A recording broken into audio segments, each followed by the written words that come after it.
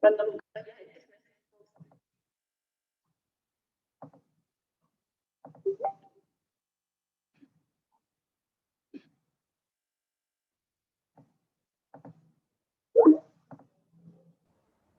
Buenas tardes. Hola, Vianney, ¿cómo estás? Hola, bien, bien, Alejandra, aquí. ¿Cómo te va? Muy bien, muy bien, con bastante trabajo. Sí. Qué bueno. Sí, ¿cuántos esperan tener? Bastante gente, yo creo. Sí, ¿verdad? Sí, porque habían compartido bastante la publicación, le vi en el Facebook, entonces, Ajá, yo también si vi. quieres, puedes compartir tu pantalla para probar antes de que Carlitos Ajá, les empiece a admitir a los demás. sí, sí. Y yo no sé dónde ponerme, no sé dónde sentarme. Donde tú quieras. Ahí donde se ve el pizarrón Me está mudé de bien. casa y Ah, sí. sí, pero ¿Pizarrón qué es? ¿Es es el pizarrón? pizarrón de mi, Ah, es el pizarrón de mi bebé. ya, ya. Ahí donde también está Ahí la tele, ¿verdad? con sus Sí. dibujitos. Entonces me Oh. mudé reciencito y estoy toda hecha una locura. Uh-huh, Ahí creo que está mejor, ¿no? uh-huh. Sí, se ve muy bien, está chévere. Sí.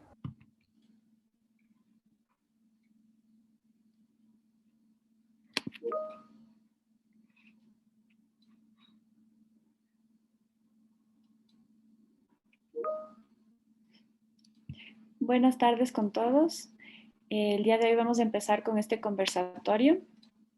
Sí, entonces a continuación, estimada comunidad, Biotecnología UDLA, manteniendo su compromiso para fomentar espacios de divulgación científica, les da la bienvenida a todos al 18º conversatorio denominado Microorganismos con potencial bioenergético. ¿Sí? Para lo cual el día de hoy contamos con la presencia de la doctora Vianney Beo Martínez Valencia. Ella trabaja en el Instituto Nacional de Investigaciones Forestales, Agrícolas y Pecuarias. Vianney es de la Ciudad de México. Ella es ingeniera egresada del Instituto Tecnológico de Tuxtla Gutiérrez de México. Realizó sus estudios de posgrado de maestría en Ciencias de Ingeniería Bioquímica. Estudió su doctorado en el programa de Ingeniería en Bioprocesos y Biotecnología en la Universidad Federal de Paraná, Brasil. En esta ocasión ella trabajó en un tema de doctorado para su tesis llamado Oleaginosus Yeast for Biodiesel, a Study on the Single Cell Oil Production from Low Cost Substrates. Adicionalmente, Vianney ha participado en congresos tanto nacionales como internacionales. Ha sido integrante de varios comités organizadores de eventos y reuniones científicas. También ha participado como instructor en varios talleres, uno de ellos el potencial de cultivos bioenergéticos para la producción de biodiesel en México. Y también en el primer curso taller internacional, potencial agroenergético de Jatropha curcas para la producción de biodiesel en Mesoamérica. Estos cursos han sido impartidos en la ciudad de Tuxtla, Chico, Chiapas, México. Actualmente es responsable del proyecto de construcción y puesta en marcha del primer laboratorio especializado en biodiesel en México. Como resultado de las investigaciones en estos últimos 12 años, ha sido autor y coautor de más de 50 publicaciones científicas, técnicas y divulgativas. Además, ha participado como coautor en 3 capítulos de libros, 1 nacional y 2 internacionales. Asimismo, ha participado en 15 eventos en apoyo a la transferencia de tecnología, entre las cuales destacan cursos, seminarios, ponencias magistrales y eventos de difusión en diferentes estados, tanto de México como Brasil. Bueno, nuestro conversatorio del día de hoy tendrá una duración aproximada de 60 minutos y se ha destinado un espacio al final de este para la generación de preguntas. para lo cual la persona que desee formular algún interrogante deberá colocarla en el chat para que sea contestada. A nuestra audiencia les pedimos apagar sus cámaras y colocar sus micrófonos en silencio. Además, quiero recalcar que el día de hoy se celebra el Día Internacional de la Mujer y la Niña en la Ciencia. Y como parte de esto también tenemos este webinar dictado por la doctora Viani. Viani, a continuación te cedo la palabra para que inicies con este webinario. Ok, muchas gracias. Entonces voy a poner mi presentación para comenzar este webinario.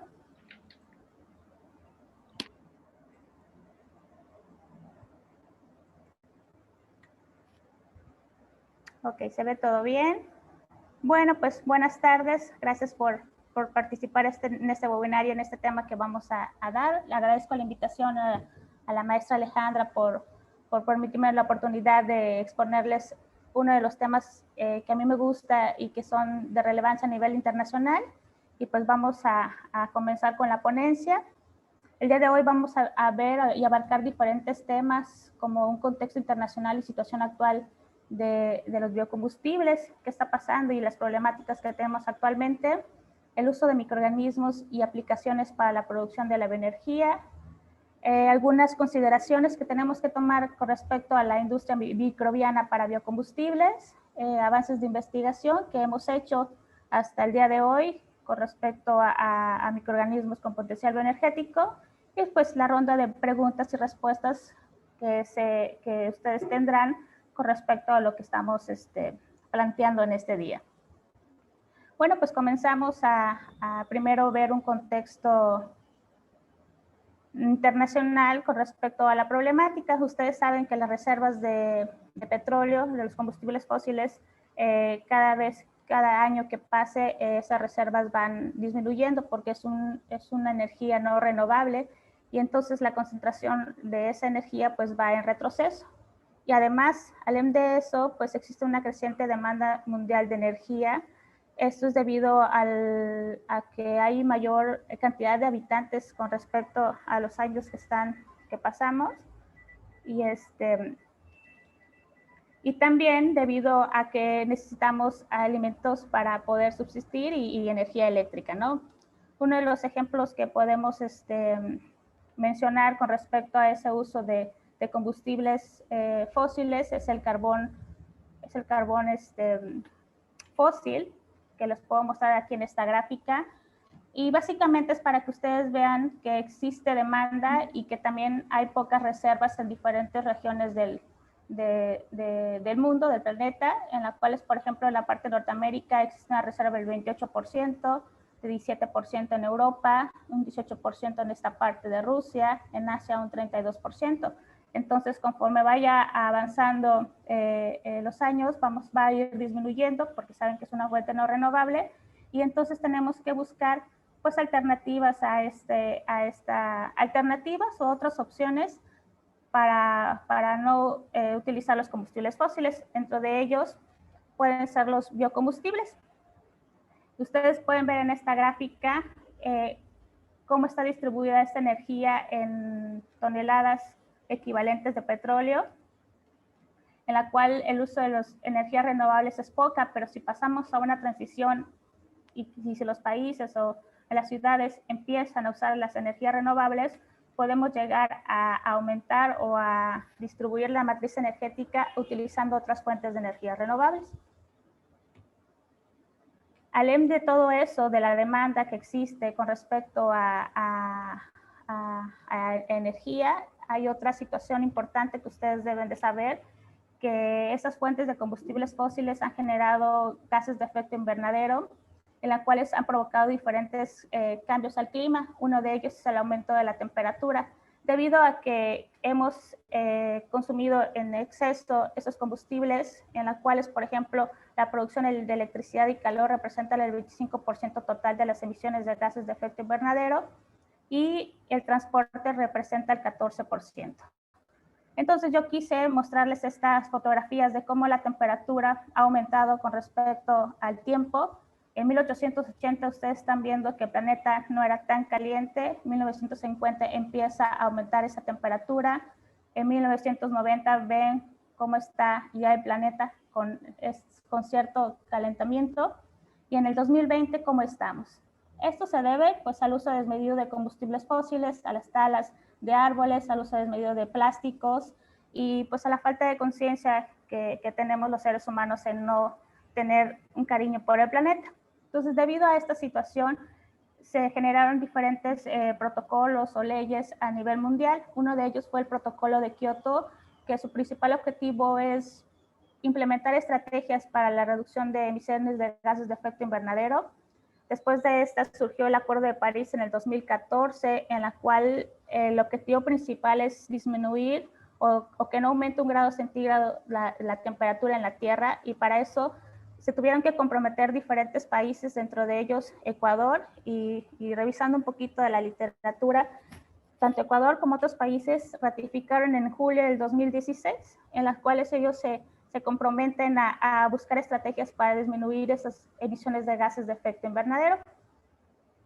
Y menciona acá también que aunque Ecuador solo representa el 0.15% de esas emisiones totales, ustedes estuvieron comprometidos a que estuviera bien el documento y pusieron una frase así como texto final en la cual está interesante, pusieron la inclusión del concepto de justicia climática.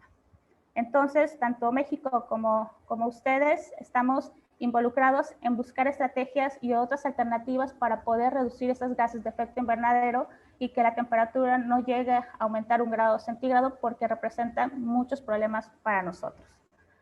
A partir de eso y con todas esas estrategias, también dentro del marco de la Organización de las Naciones Unidas, se creó en 2015, adoptaron unos objetivos globales. No sé si ustedes ya han escuchado, son 17 objetivos cuyo principal objetivo es erradicar la pobreza, proteger al planeta y asegurar la prosperidad para todos, como parte de una nueva agenda de desarrollo sostenible, y creo que está enfocado al 2030, y dentro de esos objetivos se encuentran las energías, promover, desarrollar, investigar tecnologías que sean energías asequibles y no contaminantes.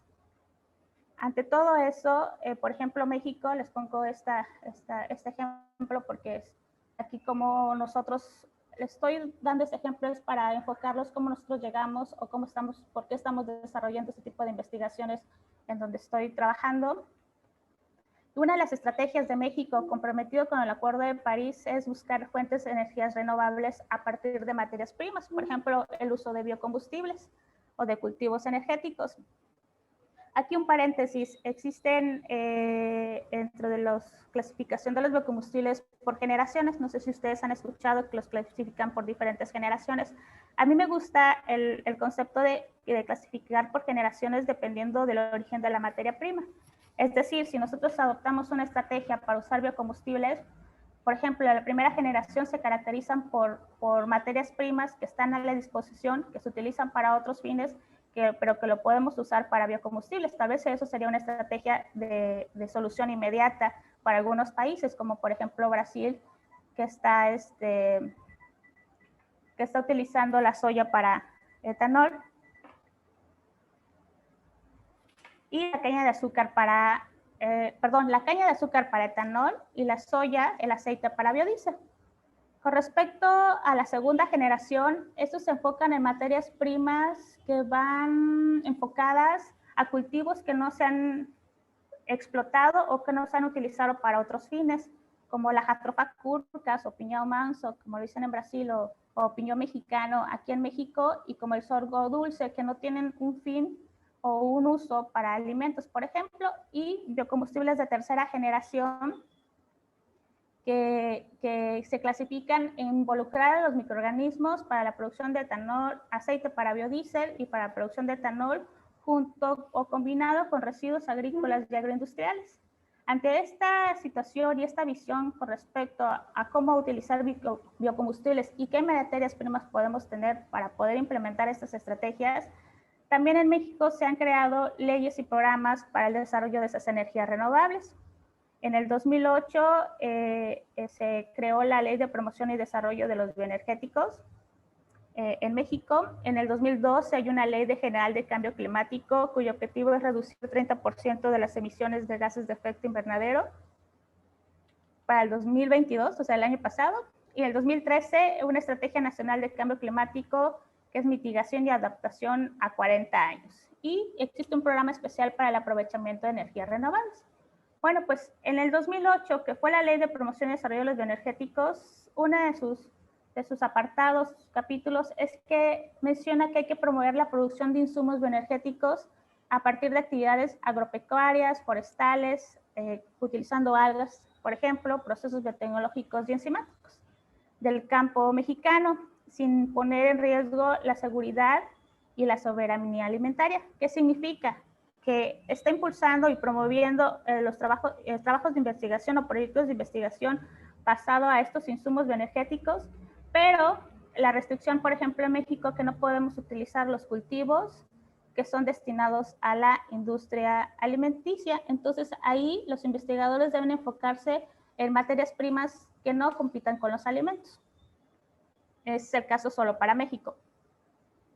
Bueno, entonces, ante este contexto con respecto a México, en el INIFAP es un centro de investigación forestal, agrícola y pecuaria que tiene 35 años de haberse fundado, de haberse creado, y luego su lema, el año pasado cumplimos 35 años y su lema es Transformando el Campo. Es un instituto donde se dedica al desarrollo tecnológico y generación de variedades de plantas enfocados a la parte alimenticia, agroindustrial. También se dedica a la generación de vacunas para contrarrestar enfermedades con respecto a lo que pueden tener los animales. Entonces, en eso se basa más o menos el INIFAP, trabaja mejoramiento genético. Y como en el 2008 surgió esa ley de promoción y desarrollo de los bioenergéticos, también se creó ese Programa Nacional de Investigación en Bioenergía, en donde yo me encuentro actualmente trabajando. Y no solo trabajo yo, sino es una conformación de un grupo interdisciplinario de investigadores que están distribuidos en toda la República Mexicana, trabajando en cada línea de investigación de acuerdo a su área de especialidad. Entonces, yo me encuentro en la parte sur de México, en esta parte, es en el estado de Chiapas, estoy a como a 20 minutos de Guatemala. Entonces, es la parte donde yo me encuentro trabajando. Bueno, pues dentro de este programa de investigación en bioenergía, existen diferentes líneas de investigación. Entonces, donde trabajamos modelaje y sistemas de información geográfica, que es un tema muy importante cuando trabajamos con variedades de plantas, para identificar en dónde podemos sembrar, cómo y en qué condiciones, y promoverlos y decir a los productores cómo pueden hacerle y en qué regiones. Conservación y caracterización morfológica, bioquímica y molecular de estos recursos energéticos. También hay un área donde trabajamos sobre mejoramiento genético, es decir, trabajamos con insumos de materias primas para la producción de biocombustibles, ya sea cultivos bioenergéticos y en este momento microorganismos. También existe una línea de investigación con respecto a manejo agronómico. Cuando uno desarrolla paquetes tecnológicos, que es lo que hace el INIFAP, necesita decirle al productor cómo hacerle con esa nueva variedad o planta que está generando. Además de eso, para que sea un cultivo sustentable, necesitamos trabajar o estamos trabajando con inoculantes microbianos para estos cultivos como biofertilizantes. Al igual, también es necesario trabajar en investigación con manejo y aprovechamiento de coproductos derivados ya sea de la industria o de las mismas plantaciones, como por ejemplo las podas, ese residuo lignocelulósicos que se obtiene a partir de las podas, buscarle un uso y hacer bioproductos. Y otro aspecto importante es la certificación de calidad de los biocombustibles, desarrollo de biocombustibles de segunda generación, que ya les comento un poquito. Y todo esto, nosotros podemos tener una buena investigación y un buen microorganismo o una buena variedad con alto rendimiento que nos interese y con alto contenido de aceite o alto contenido de azúcares y que nos va a ayudar para poder hacer un biocombustible, pero es necesario ver su rentabilidad, competitividad, sustentabilidad y ese balance energético. Entonces, es necesario siempre que cuando nosotros promovamos una nueva especie, variedad, siempre tenemos que tener en cuenta estos tipos de situaciones, si es rentable, competitivo, sustentable. para poder ya decir que esta variedad, esta materia prima es ideal o puede ser una alternativa para biocombustibles.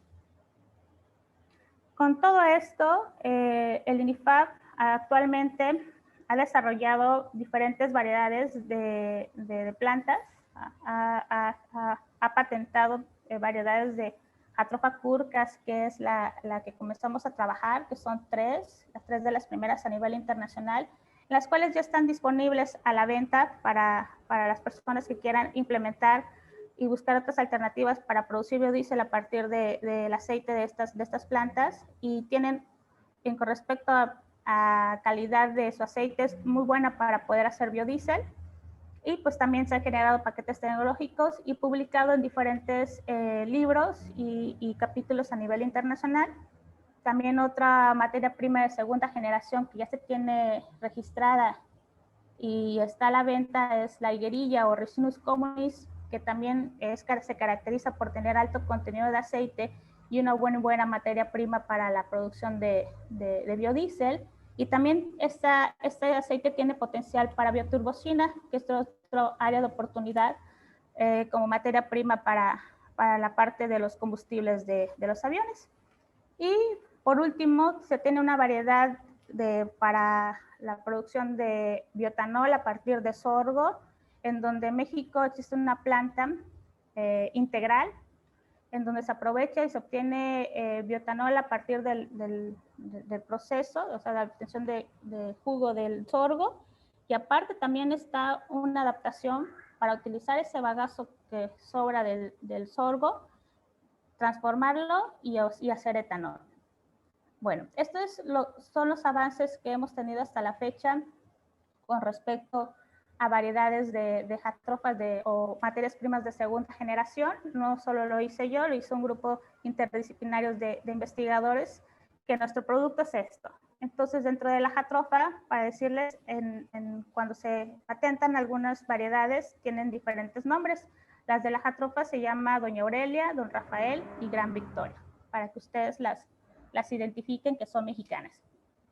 Bueno, y con respecto a los biocombustibles de tercera generación, ¿qué estamos haciendo? Actualmente empezamos a trabajar esta línea de investigación y quiero hablarles un poquito ya en materia de cómo y cuál es la importancia de estos microorganismos y cómo podemos obtener estos biocombustibles a partir de estas especies.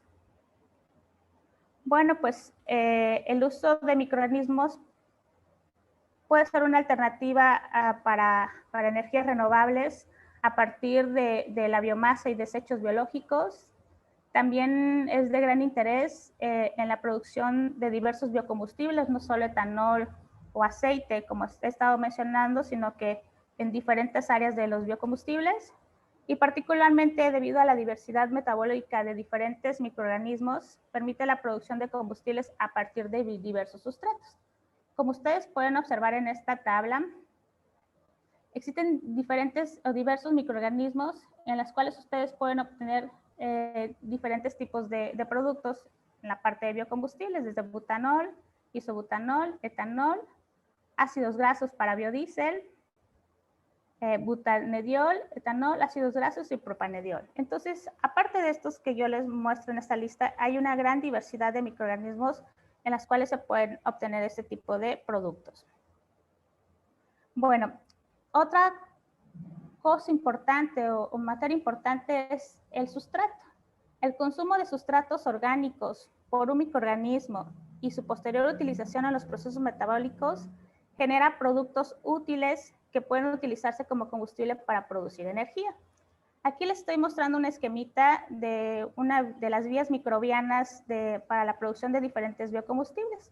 Entonces, para que un microorganismo pueda generar este tipo de productos, pues necesita de carbohidratos, algún residuo lignocelulósico, lípidos, metano, y mediante un pretratamiento empiezan, dependiendo de su vía metabólica, empiezan a generar, por ejemplo, bioelectricidad o biohidrógeno, por ejemplo, isobutanol, alcanos, isopropanol o etanol. Entonces, esto es lo que los microorganismos pueden generar con respecto a biocombustibles. Y también que para que haya una buena una buena producción, obtención, por ejemplo, de etanol, o una síntesis de biocombustibles, como dice aquí, se tiene que tomar en cuenta 3 aspectos principales. El sustrato que vamos a utilizar y que realmente al microorganismo le guste estar consumiendo para producir ese producto, o por ejemplo el etanol, la selección de microorganismos, qué especie de todas las que hay, y las que se han estudiado, cuál es la mejor para producir lípidos para biodiesel, y los procesos de producción. Es decir, que también es interesante conocer cuáles variables de proceso intervienen, por ejemplo, para obtener la mayor cantidad de etanol. Si la temperatura, el tiempo, el contenido de sustrato, la relación de carbono o nitrógeno, entonces la agitación. Entonces esos aspectos importantes nos van a ayudar para poder obtener ese producto, pero en gran cantidad. Una de las consideraciones importantes que hay que tener en cuenta, por ejemplo, para una industria de biocombustibles, son los balances energéticos. Nosotros empezamos a estudiar la jatrofa, la parte genética, la parte de la bioquímica, si el aceite es viable para hacer biodiesel, o si el sorgo es viable para poder hacer etanol. Pero hay una parte importante que es el ciclo de vida de las materias primas para la bioenergía. Es decir, nosotros si estamos promoviendo una materia prima para la producción de biodiesel, tenemos que tener un balance energético positivo. Es decir, no podemos gastar 2 litros de petróleo y producir 1 litro de energía renovable, porque ahí estamos como que contradiciéndonos y utilizando en exceso los combustibles fósiles para generar 1 litro o un barril de petróleo, por ejemplo. Entonces, aquí es importante considerar este tipo de temas de balances energéticos y de emisiones de gases, porque es nuestra área de oportunidad como biotecnólogos o como ingenieros, en ver, por ejemplo, en la parte de nuestro proceso, si nosotros vemos que el balance energético es negativo, que gastamos más energía que la que producimos, entonces en este proceso nosotros debemos una de las opciones es utilizar o aprovechar los coproductos para que nuestro balance de energía disminuya y poder decir que nuestro proceso es sustentable y que tiene un balance energético positivo. Dentro de los estudios que hemos realizado con respecto a Jatropha curcas, podemos decir que nuestro balance energético es positivo porque en el primer año de producción de la Jatropha casi es el doble del balance energético, y en el segundo año la relación es 1:7, es decir, por un barril de energía que utilizamos, generamos 7 barriles de energías renovables. Y con respecto a las emisiones, tenemos que considerar si realmente desde que lo sembramos y cultivamos y pasa por el proceso de obtención de biodiesel, por ejemplo en Jatropha, y la distribución, estamos mitigando. Si dentro del proceso encontramos un cuello de botella, hay que mejorarlo. Por ejemplo, en la parte agronómica, lo que percibimos es que se gasta mucha energía no renovable con los fertilizantes. Entonces, una oportunidad de estudio y de investigación es el de estudiar o el de aprovechar o el de usar, biofertilizantes para que nosotros realmente podamos tener alto porcentaje de mitigación. Entonces, es un aspecto importante esa parte de balances energéticos y el ciclo de vida de las materias primas. Otro aspecto importante es que ustedes tienen que considerar el sustrato. ¿Qué tipo de sustrato ustedes van a utilizar para poder que ese microorganismo se reproduzca y produzca ese biocombustible? Por lo general es importante usar sustratos de bajo costo para que nuestro producto sea más rentable y sea más barato y podamos tener mejores ganancias. Entonces, a nivel internacional han clasificado estos tipos de residuos de bajo costo como materias hidrofílicas que se pueden considerar como el melazo, el hidrolizado de almidón, los desperdicios de tomate, el glicerol. También encontramos sustratos de bajo costo como la biomasa lignocelulósica, que en industrias de la palma podemos encontrar bastantes tipos de residuos en diferentes procesos de extracción del aceite. El bagazo, o en México que se aprovecha el residuo del agave para producir tequila, también se aprovecha para producir etanol, y materiales hidrofóbicos como aceites vegetales y grasas industriales. Entonces, tenemos que considerar qué tipo de sustratos son los que tenemos que, ¿cómo decirles? Hay que elegir bien el sustrato para que el microorganismo produzca un combustible con alto rendimiento. Y uno de los residuos que encontramos con muy alta cantidad son los residuos lignocelulósicos. Pero aquí hay que tomar en cuenta que los residuos lignocelulósicos tienen ciertas cosas que hay que hacerles para poder obtener esos azúcares. Ustedes saben que los residuos lignocelulósicos se conforman por lignina, por hemicelulosa y por celulosa. Y para obtener esos azúcares necesitan pasar por pretratamientos o por hidrólisis químicas, físicas o enzimáticas para poder tener ya estos azúcares y utilizarlos en el proceso de fermentación. Pero una de las complejidades de los hidrolizados a partir de residuos lignocelulósicos son los compuestos tóxicos que hay que lidiar y buscar alternativas o pretratamientos para hacerlos a los hidrolizados y que esos compuestos se vayan con un pretratamiento o que los mismos microorganismos puedan tolerar en ese hidrolizado para poder producir, por ejemplo, etanol. Ante todo este preámbulo y de elegir un sustrato y esas características de microorganismos, hemos creado estas líneas de investigación para la producción de biocombustibles. Dentro de esas líneas está la conservación y estudio de microorganismos, estudio y uso de sustratos de bajo costo como residuos agrícolas y agroindustriales, el mejoramiento genético de los microorganismos, es decir, ir seleccionando las mejores y ver en qué sustrato ellas son o producen más, por ejemplo, aceite o más etanol, implementar desarrollos tecnológicos, optimizar procesos para obtención de productos bioenergéticos y esa optimización escalarlo hasta nivel industrial. Entonces, bajo estas líneas de investigación hemos estado trabajando y estos tipos de líneas son los que implementamos y comencé a trabajar en mis estudios doctorales. Entonces, voy a hablarles acerca de mis avances de investigación con respecto a microorganismos, pero ya más enfocados a levaduras oleaginosas para la producción de biodiesel. Entonces, les voy a hablar un poquito sobre ese tema. Ustedes saben que el biodiesel es producido por transesterificación, usando un alcohol, etanol o metanol, ya sea en la presencia de una base, produciendo ácidos grasos de ésteres de metilo o etilo. También se menciona que la composición de estos ácidos grasos tiene una influencia significativa en la calidad del biodiesel. Es decir, que dependiendo de la fuente de ese aceite, va a depender de la calidad del biodiesel. Y que esos tipos de ácidos grasos influyen significativamente en algunos parámetros que están marcados por dos normas internacionales, que es el número de cetano, el punto de fusión, la estabilidad oxidativa y la viscosidad cinemática. En busca de esos tipos de aceite para tener buena calidad, pues se pueden obtener de dos fuentes, unas que son semillas oleaginosas, que ya les mostré qué variedades son o qué tipo de plantas son las que podemos obtener aceite, y también el área de microorganismos oleaginosos, ya sea con las microalgas o con levaduras o bacterias.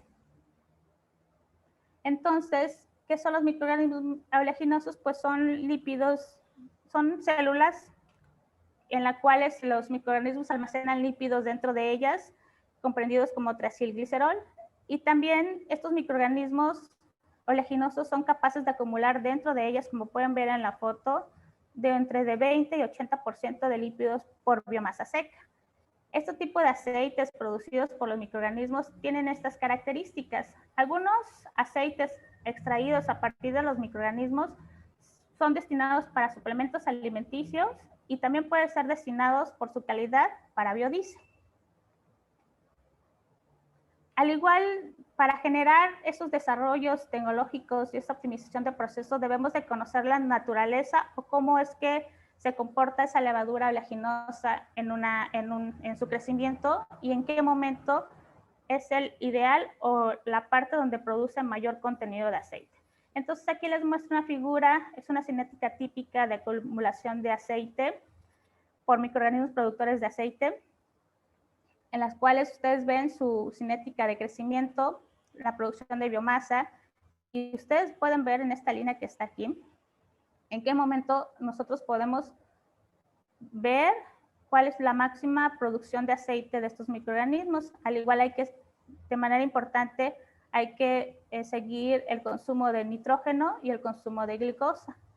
Según la literatura y lo que han hecho los investigadores, dice que hay una fuerte relación inversa para producir aceite. Dice que a mayor concentración de azúcar debe haber menor concentración de nitrógeno para sobreexpresar o para producir más aceite dentro de esa levadura. Eso es lo que yo puedo mencionarles con respecto a esta gráfica. Bueno, entonces, ¿qué hicimos con respecto a las levaduras oleaginosas? Este fue el plan estratégico con respecto a esas levaduras o a este tipo de estudios. Estos resultados que les voy a mencionar y la forma en que se fue trabajando, lo comencé a hacer en mis estudios doctorales. Estos son resultados del doctorado, y también les voy a presentar resultados de lo que está haciendo aquí en México. ¿Y cuál es la estructura? Primero comenzamos el primer segmento es aislamiento y selección de levaduras oleaginosas, buscar levaduras nativas propias de la región para poder sobreexplotarlas y ver sus características. Entonces hubo una parte sobre selección, aislamiento y selección de levaduras, haciendo un screening.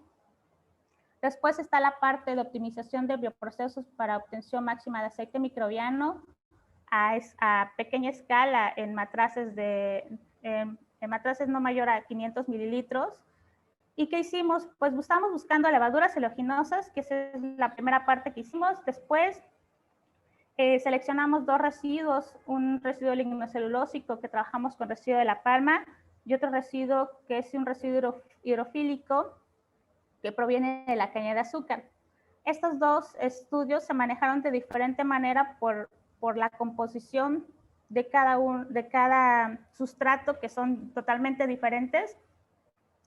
Y también nos apoyamos de las herramientas de la estadística y de los diseños experimentales. Aquí hicimos un diseño central compuesto rotacional para poder determinar el máximo producción de aceite de la levadura que elegimos a partir de los aislamientos.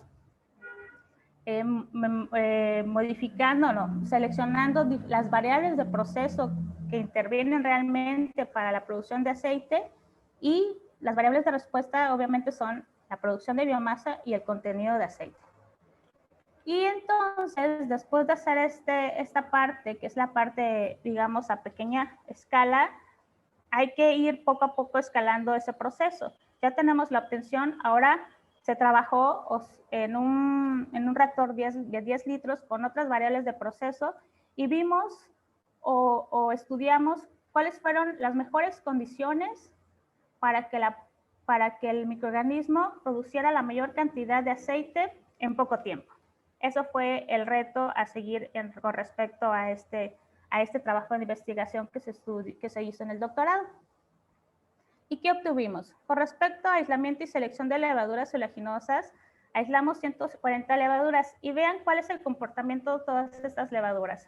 Aunque fueron aisladas con el mismo medio y con la misma metodología, encontramos una diversidad de microorganismos que producen diferentes contenidos de aceite. Entonces, sí es necesario primero empezar a hacer un screening y ver cómo es el comportamiento de cada una de ellas. Y solo logramos que 7 de ellas, o solo encontramos, perdón, que 7 de ellas tuvieran alto contenido de aceite mayor al 20%. Eso es lo que obtuvimos con respecto a aislamiento. Aquí, de todas ellas, aquí les presento a 8 de las mejores, y estas son las especies que encontramos y sus características morfológicas. Entonces, dentro del aislamiento también encontramos levaduras que son rosas, levaduras que son naranjas, blancas y de diferentes colores y formas. Entonces, seleccionamos 10 de las que ustedes ya vieron morfológicamente y vimos cómo están distribuidas con respecto. A mí lo que me interesa de la levadura oleaginosa es cuánto produce de biomasa y su contenido de aceite. Entonces, ustedes pueden ver que hay mucha diversidad en cuanto a contenido de aceite, que son las barritas en verde. Por ejemplo, las del género Rhodotorula son las que más se expresan y tienen mayor contenido de aceite bajo ciertas condiciones. Y hay otras que tienen 13%. Entonces, vamos poco a poco seleccionando. Desde las 140 que hicimos un screening, ver contenido de aceite, después seleccionamos 10 y nos fuimos más profundo, y ahorita tenemos que seleccionar cuál de todas son las mejores para poder hacer el paso 2 y el paso 3 de la investigación. Y entonces en este caso agarramos a las rhodotorulas para investigarlas y para ver cómo se comportan con diferentes sustratos. ¿Y qué obtuvimos? Como es necesario ver el comportamiento de estas levaduras nativas, se utilizaron sustratos como la típica glucosa que utilizamos en el laboratorio, xilosa, para ver cómo consumen estos azúcares, que la xilosa y la glucosa se encuentran en residuos lignocelulósicos. También trabajamos con un residuo hidrofílico, trabajamos con 4 levaduras, residuos de la palma y del glicerol, y vimos diferentes comportamientos en la producción de aceite. Y cada levadura pues consume dependiendo del sustrato. Y con respecto a eso, pues elegimos las dos que íbamos a trabajar, que es con la palma y que es con el residuo hidrofílico. Una es Rhodotorula glutinis, y la otra es Rhodotorula mucilaginosa. Y entonces seleccionamos dos principales especies para levaduras, que son las rhodotorulas, y esta es la composición de ácidos grasos que ustedes pueden encontrar en estos tipos de levaduras. Pero en el tema de procesos o de bioprocesos es necesario aprovechar de manera integral esa levadura. Es decir, si yo tengo una levadura que produce aceite, también puedo ver qué más potencial biotecnológico pueden tener. Tal vez, como por ejemplo la rhodotorula, produce enzimas en el sobrenadante y podemos aprovecharla, o también después de la extracción podemos aprovechar esos betacarotenos. El objetivo es aprovechar de manera integral esa levadura o ese proceso para generar varios productos al mismo tiempo. Aunque nuestro objetivo es el aceite, se pueden aprovechar todos los otros compuestos o metabolitos secundarios que pueda producir esa levadura. Entonces, con respecto a toda esta conclusión,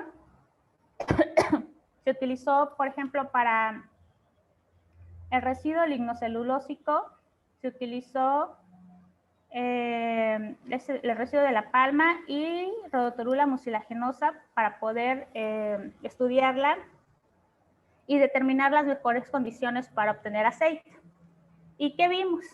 Ustedes, aquí les voy a presentar el comportamiento de o cómo es que se presenta un residuo lignocelulósico antes y después de un hidrolizado químico. En esta fotografía, que es imagen de Lara Serrano, mostramos háganse cuenta que ese residuo lignocelulósico le hacemos un zoom muy grande y vemos su estructura así. Está compuesto por lignina, que es una pared, como esta. Está compuesto por celulosa, que son estas formaciones geométricas. Y dentro de estas están la hemicelulosa, la hemicelulosa está compuesta principalmente por xilosa. Entonces, toda esta estructura, después de pasar por una hidrólisis, se convierte en esto. Lo primero que pasa por una hidrólisis química es que rompemos todas las estructuras de la hemicelulosa y quedan estas formaciones así, después de un hidrolizado. Y entonces obtenemos dos cosas: el hidrolizado rico en azúcares, que está aquí, que obtuvimos a partir del residuo de la palma, y la parte sólida, en la cual se somete a otros tratamientos para romper las estructuras de la celulosa, que son diferentes metodologías. Aquí el objetivo era aprovechar los azúcares de la hemicelulosa y estudiarlas y ver cuánto se obtenía con respecto a cierta metodología. Entonces, este es un residuo, es un hidrolizado de la palma, lo que están viendo, con alto contenido de azúcares y con compuestos tóxicos. En esta parte se hizo diferentes pretratamientos con el objetivo de eliminar esos compuestos tóxicos y que la levadura pudiera consumirlo y ella reproducirse y producir aceite. Entonces, aquí yo les muestro que durante todo el proceso de fermentación a escala de 10 litros, tuvimos la producción de biomasa de 25 gramos por litro, pero un contenido de aceite de 17%. Entonces son resultados bajos, pero son áreas de oportunidad para mejorar el proceso o para hacer trabajos de mejoramiento genético en esa levadura, o para hacer trabajos de tolerancia de compuestos tóxicos de la levadura con respecto a esos compuestos, y pues seguir investigando para obtener alto rendimiento en contenido de aceite. Y estas son las características de esta levadura, de la rótula mucilaginosa, esas sus composiciones lipídicas, que son potencial para poder hacer biodiesel.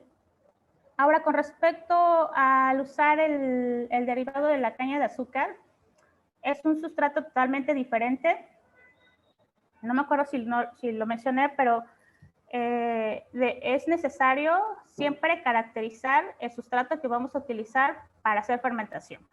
Es decir, tenemos que ver qué compuesto se tiene ese residuo lignocelulósico, qué compuesto tiene ese derivado de la caña de azúcar, para saber cuánto contenido de azúcar tiene y qué otros compuestos o minerales posee ese residuo, y ver si realmente la levadura sí tolera ese tipo de sustratos. Si no, hay que pasar por procesos de pretratamiento hasta que la levadura pueda tener un medio ideal para que ellas puedan crecer y producir ese aceite, por ejemplo. Entonces, se logró trabajar mejor con el derivado de la caña de azúcar, que no tiene compuestos tóxicos y que fue más sencillo manejarlo. Y entonces se realizó una optimización. En este caso, como les había mencionado, utilicé un diseño central compuesto rotacional con 3 variables de proceso, que fueron concentración de azúcar, concentración de nitrógeno y el tiempo. Estas variables de proceso se derivaron de 17 experimentos con 2 repeticiones en el punto central y puntos axiales. El objetivo es obtener cuál es la condición óptima para obtener la mayor cantidad de aceite. Con esas herramientas estadísticas, ese diseño experimental y ese uso de la metodología de superficie-respuesta, generándonos una ecuación de segundo grado, podemos obtener esos datos. ¿Y qué obtuvimos? Pues vimos que con esta fórmula matemática y con eso que hicimos, obtuvimos un resultado de 5 gramos por litro y un contenido de aceite del 28%. Pero para asegurar que realmente que a esas condiciones de concentración de azúcar, que esas condiciones de concentración de nitrógeno y que un tiempo de 3 días, por ejemplo, se logra obtener eso, lo tuvimos que repetir de acuerdo a lo que nos dio la fórmula matemática, y efectivamente nos dio 5.41% de biomasa, perdón, 5.41 gramos por litro de biomasa, 27% de contenido de aceite. Entonces, esta parte logramos la optimización y logramos las condiciones idóneas para obtener un 27% de contenido de aceite, es decir, que en 3 días a 50% de contenido de azúcar y 2% de nitrógeno se logró tener esta máxima contenido de aceite, que es lo que estamos buscando. Pero el trabajo de investigación no tiene que quedar a nivel laboratorio, a nivel matraz, hay que escalarlo, y el primer escalamiento es en reactores de 10 litros, que son otras condiciones que hay que tomar en cuenta, como el oxígeno, como la agitación. Si vamos a hacer un proceso por lotes, es decir, colocar la levadura, el sustrato, el medio de cultivo, y dejarlo por 5 días y ver cuánto produce el aceite, o si no, hacer un proceso de feed batch, que es alimentación por lotes, para disminuir el tiempo y aumentar el contenido de aceite y la biomasa, que es nuestro principal objetivo para al momento de estar diseñando diseñando los procesos. Entonces, ¿qué obtuvimos con respecto a este estudio? Pues de 27% de contenido de aceite que logramos a una escala menor, bajo condiciones de variables de proceso y por lotes, pero por lotes alimentados, es decir, por día se le ha dado un shot de azúcar, obtuvimos una concentración máxima de biomasa de 27.95 gramos por litro y un rendimiento del 60% de contenido de aceite. Si ustedes recuerdan en las gráficas anteriores, en el aislamiento la levadura tenía un 32% de aceite utilizando sustrato como glucosa, y mediante todos esos pasos y trabajos de investigación y utilizando las herramientas necesarias, logramos llegar a un 60% de contenido de aceite. Y esta es la rhodotorula, la biomasa de la rhodotorula que nosotros estábamos obteniendo a partir de este proceso. Y este es el aceite de la rhodotorula y esta es su composición del aceite, que es apto para poder hacer aceite, para poder hacer biodiesel a partir de este aceite de este microorganismo. ¿Y qué estamos haciendo actualmente? Todo lo que les presenté son resultados de los estudios de doctorado que realicé, y estamos igual nuevamente aislando levaduras, pero de la región, de la rizósfera, de la región donde me encuentro actualmente, pero ahora ya extendí los microorganismos aparte de buscar microorganismos lipídicos, también estamos buscando microorganismos que producen alcohol, y probando diferentes sustratos, ya sea ya sea derivados de residuos lignocelulósicos a partir de los cultivos que hemos estado mostrando, o de otro tipo de residuos de la región. Lo que yo les quiero comentar es que si nosotros vamos a producir etanol a partir de una levadura, es necesario buscar sustratos que estén en su región para poder tener ese impacto o tener la materia prima disponible para atender la demanda de ese biocombustible que ustedes pueden en cierto momento necesitar. Entonces, a la fecha tenemos 20 levaduras aisladas que falta determinar su contenido de biomasa y producción de etanol, y más de 30 levaduras lipídicas que estamos haciendo un screening para determinar su contenido de aceite, y esto es bajo la supervisión esto lo están haciendo los alumnos bajo mi supervisión, con trabajos de tesis y residencia y servicio social, en la cuales me están apoyando para poder buscar levaduras nativas, en este caso, para la producción de biocombustibles. Y como ya les hablé de que trabajo con alumnos, nosotros nos vinculamos con diferentes instituciones. Los trabajos que estamos desarrollando es en el Laboratorio de Bioenergía, y trabajamos con instituciones, con escuelas a nivel estatal o a nivel nacional, y también nos vinculamos con otras instituciones a nivel internacional como Japón, que a veces llegan investigadores a hacer reuniones o trabajos de investigación en el área de los biocombustibles, brasileños también, y pues les hago una invitación para quien quiera trabajar y hacer algún tema de investigación, están las puertas abiertas para poder recibirlos.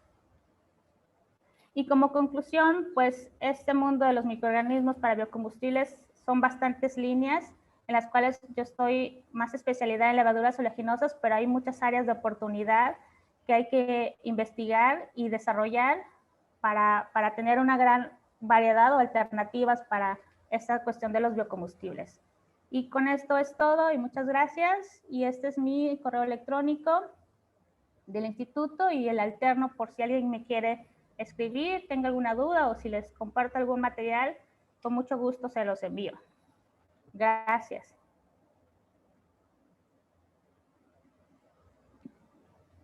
Muchas gracias, Vianney. Excelente tu presentación, tu ponencia. Me parece súper importante justamente conversar de temas como estos, ya que nuestros países latinoamericanos justamente son países productores agrícolas y generan muchos residuos agroindustriales. Y tú nos has comentado una serie de residuos que se pueden utilizar para poder generar materia prima, ¿no es cierto?, para generar estos biocombustibles utilizando estos microorganismos con este potencial. Tenemos algunas preguntas aquí que nos han realizado los asistentes, y las voy a dar lectura para que nos ayudes respondiendo, bien. Está bien, gracias.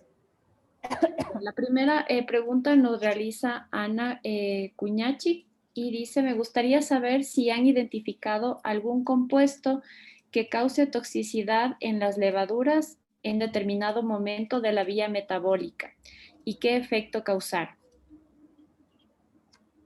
Causan toxicidad, pero del medio donde está creciendo la levadura. Por ejemplo, para los residuos lignocelulósicos, las levaduras oleaginosas no toleran el ácido acético, los furfurales, el metilfurfural, y entonces es un área de oportunidad en donde debemos de estudiar o buscar la manera de que las levaduras sean tolerantes a esos compuestos. Por ejemplo, los residuos lignocelulósicos es el principal problema que uno tiene para poder utilizarlos como medios para fermentación para que ellos produzcan aceite. Muchas gracias, Vianney. Sí. Tenemos otra pregunta aquí de Carlos.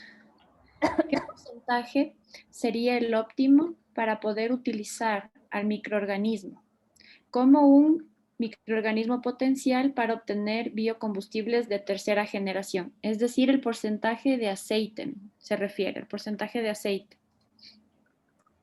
Yo creo que a mi experiencia tiene que ser una levadura que exprese más del 50% en poco tiempo y más biomasa. Entonces ahí es el reto de ustedes los biotecnólogos en la parte de procesos, cómo hacerle para que esa levadura que tarde 5 días en producir 50% de aceite, cómo hacerle para que en 3 días obtengan ese 50%, pero en 3 días, y que es una ventaja en esta parte de producción porque es menos costo. Entonces, la levadura pienso que va a depender en la relación de cuánta biomasa y aceite produzca por día o por hora, ¿no? Entonces, yo pensaría que arriba del 50%. Muchas gracias, Vianney, por tu respuesta. Tenemos otra pregunta del público. Dice, ¿este microorganismo puede ser una opción para el aprovechamiento integral en el cultivo de cacao? Es decir, ¿se podría obtener bioetanol o biodiesel de la cáscara de cacao, que generalmente es depositado dentro de las plantaciones y muchas veces son fuente de inóculo para diversas enfermedades de las etapas que menciono? ¿Cuánto tiempo llevaría tener un microorganismo eficiente con la tecnología adecuada, sustentable con el ambiente y que permita... Uy, se me bajó la pregunta, perdón. Que permite energía Es que están asequible. haciendo más preguntas y ya. A ver, dice, de las etapas que menciono, ¿cuánto tiempo debería tener un microorganismo eficiente con la tecnología adecuada, sustentable con el ambiente y que permita energía asequible en las comunidades rurales de México y Ecuador? Un poco larga la pregunta, pero... Pues va a depender de, por ejemplo, si tenemos buen financiamiento para proyectos de investigación, para ese tipo de microorganismos, yo creo que en 1 año, 2 años se puede obtener bastante información, pero va a depender de si tenemos todas por ejemplo, un buen laboratorio, buenos equipos y buen financiamiento, yo creo que sí podemos obtener resultados en poco tiempo.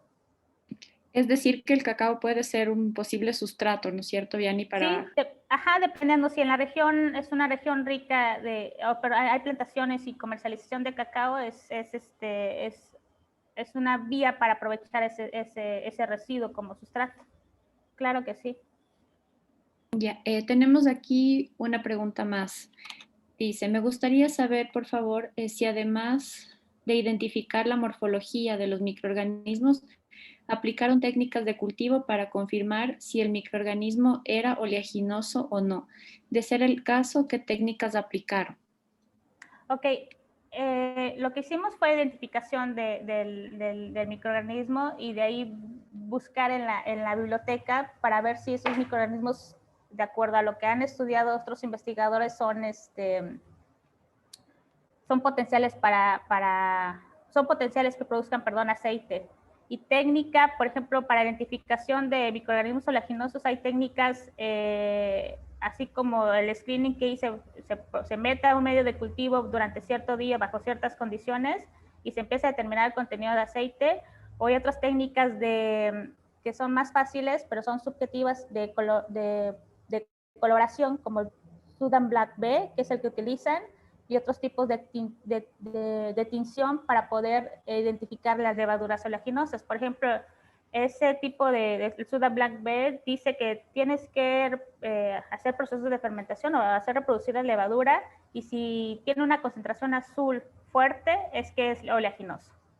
Pero va a depender del medio de cultivo para sobreexpresar esas levaduras.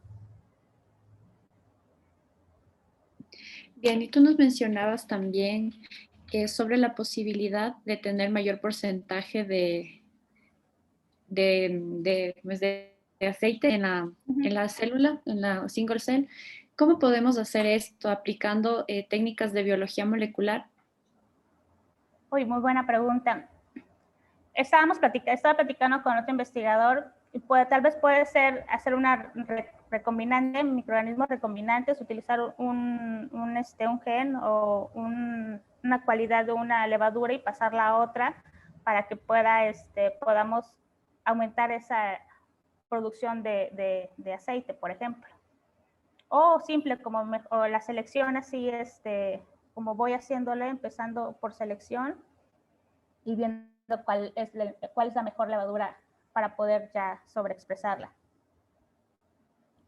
Otra duda, en cuanto al aislamiento de estas levaduras que nos mencionabas, ¿cuáles serían las fuentes naturales donde podemos encontrar este tipo de microorganismos con potencial bioenergético? Las levaduras que se aislaron fueron de tierra, pero rica en sustancia orgánica, sí, con mucha humedad, con bastantes, no seca, tierra seca no, ahí no encontramos levaduras. Hay trabajos de investigación donde han aislado a partir de frutas tropicales. Hay un trabajo que dice que ha aislado a partir de lichi, carambola. Entonces, así específicamente que los investigadores den un lugar específico no hay, pero sí te sé decir que es en las tierras ricas de sustancias orgánicas y en frutas que han ellos identificado y aislado. Hay un trabajo de un investigador, creo que es 2009, no me acuerdo bien del investigador, pero ahí menciona que son flores, frutas y tierra. Gracias, Bien. Y tenemos una pregunta más aquí en el chat. Nos indica, a ver, algunas saccharomyces también son capaces de alterar la vía metabólica y disminuir la cantidad de ácido acético y producir acetaldehído, incluso glicerina.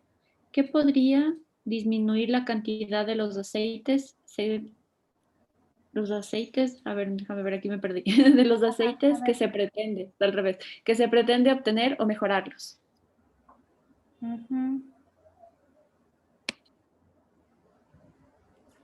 Más que la calidad, yo siento, o sea, la composición del aceite no va a cambiar, o sea, si son ácidos grasos con ciertas características, no cambia su genética o la forma puede cambiar tal vez en el contenido del aceite, más que su característica del aceite.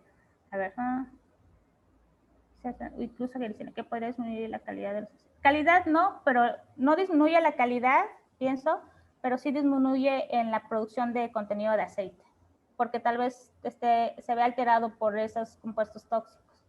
Puede ser. Cambia la ruta metabólica. Tenemos otra duda. A ver, dice, ¿por qué decidieron realizar estudios de microorganismos como alternativa de biocombustibles energéticos? Es decir, ¿cuál fue su motivación? La motivación, tal vez son dos cosas. Tal vez es cómo aprovechar esos residuos. Uno ve y que hay un montón de residuos en las industrias y no sabemos cómo utilizarlos, y que existen microorganismos que pueden producir o generar bioproductos, y una área de oportunidad son los biocombustibles, porque lo primero que se tiene son los cultivos bioenergéticos, pero tenemos que buscar otras opciones que sean un poquito más rápidas para obtener ese biocombustible que un cultivo. Entonces yo creo que eso fue la motivación. Son varias cosas, desde que, por ejemplo, yo empecé a trabajar en bioenergía y empecé a ver cuáles son las materias primas para producir biocombustibles y cuáles son los medios más rápidos para generar eso, y que las levaduras o los microorganismos pueden ser una buena opción, no solo para biocombustibles, sino para la generación de diferentes productos, porque, por ejemplo, la levadura que aislé produce un compuesto que puede ser un insecticida para un para algunos insectos, por ejemplo. Entonces, ¿cómo se llama? Es buscar diferentes aplicaciones de la levadura. Pero si la respuesta, perdón, si la respuesta de la pregunta es la de la bioenergía, yo empecé con la bioenergía y tenemos que buscar alternativas, materias primas para ver cómo producir ese biocombustible. Y una de esas son o las microalgas, que también se generan a gran escala, que son las primeras que se han estudiado y que ya se tiene bastantes cosas. Y estas que son las levaduras, que no están mucho mencionadas porque todavía falta generar como que agroindustrias o procesos unitarios, porque por ejemplo un área de oportunidad para este tipo de levaduras o bacterias productoras de aceite es la parte de cómo extraer el aceite sin utilizar solventes químicos. Eso es un área de oportunidad. Entonces, eso es lo que motiva a hacer estos tipos de investigación. Gracias, Vianney, por tu respuesta, ¿no? Súper interesante poder ver cuáles son las operaciones que nos llevan a obtener el producto de manera más sustentable y obviamente, ¿no? Sostenible, además en el Sostenible. tiempo. Así es. Otra pregunta tenemos aquí de Kevin. Dice, ¿podría ser posible que se realice una combinación entre los productos de segunda generación y tercera generación para producir una mejor calidad de los bioproductos? Sí, claro. Por ejemplo, nosotros promovemos mucho los cultivos energéticos, entonces la industria de los biocombustibles utilizamos el ajátrofa como por ejemplo y se pueden utilizar desde los residuos que genera esa planta cuando se poda, por ejemplo, hasta los subproductos que genera en la parte industrial al momento de hacer la extracción. No sé si ustedes han ido a industrias de palma aceitera, en donde se pueden aprovechar esos tipos de residuos para generar bioproductos. Entonces sí se puede aplicar los dos, porque son diferentes opciones, no solo nos casamos con una opción, sino que son varias para un fin común. Muchas gracias, Vianney. Me parece Sí. que no tenemos más preguntas.